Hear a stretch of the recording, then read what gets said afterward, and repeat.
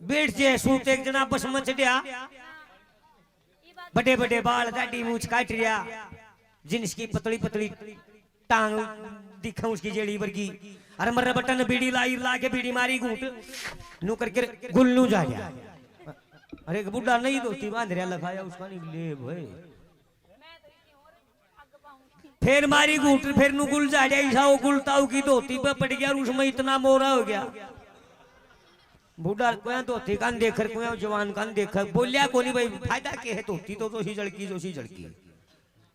और वो लोग ला के लेता हूँ कौन सा काम है बोले उसने ही फूकेगा। एक जना ससुराल गया था 600 रुपया एक केड़े ले गया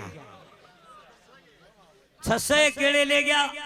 चल जानी उसकी सासू ने उसने 100 रुपये दे दिए उड़े तो टंट पर गया कर ली उस बहू पर लाल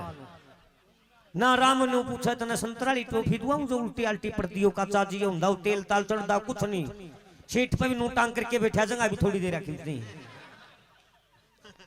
गरांदे बिनाए बात हुए एक थप्पड़ मारे उसे खांच के बोले मेरे मारे क्या मेरा खोट के है ले तेरा तो कोनी 600 केड़े ले गया था तेरी मां ने 100 रुपये पकड़ा दिए वह जोड़ी के हाथ में बोली तू मन्ने लेने गया था केड़े बेचन गया था।